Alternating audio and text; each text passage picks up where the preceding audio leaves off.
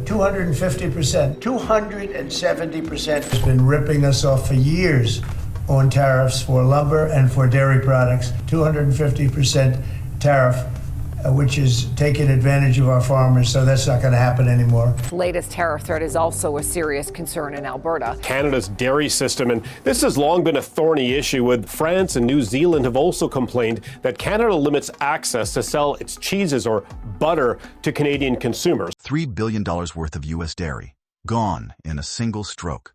In less than 2 days, hundreds of containers loaded with American cheese, butter, and milk were turned away at the Canadian border, sent back like unwanted cargo.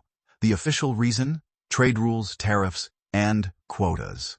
But behind the scenes, this was a political powder keg, one that left Washington stunned and U.S. farms reeling. At the center of the storm, a financial strategist whose calculated moves sent shockwaves through American agriculture. We're about to reveal how Mark Carney delivered a blow so severe even Donald Trump's staunchest allies were left scrambling for answers. Before we dive in, make sure to hit the like button. It helps us beat the YouTube algorithm. This isn't just another trade spat. This was a perfect storm of overproduction, international brinkmanship, and hardball economics.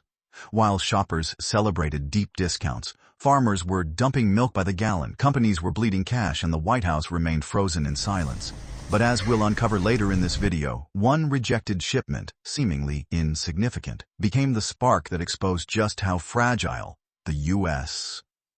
dairy supply chain really is. If you haven't already, don't forget to hit that subscribe button. It really helps the channel grow. Then, the blow landed. Canada announced tariffs exceeding 200% on certain U.S. dairy imports. Some products climbed to 250%, even 270%. At the extreme end, a staggering 300% tariff. In trade terms, this is a commercial death sentence, a surcharge so steep it makes the product instantly unsellable in the target market. Within just 2 days of enforcement, over 200 shipping containers of U.S. cheese worth a combined $3 billion were denied entry at Canadian ports. The rejected cargo was loaded back onto trucks and ships, headed for an already oversupplied U.S. market. These weren't minor surplus goods that could quietly be offloaded elsewhere.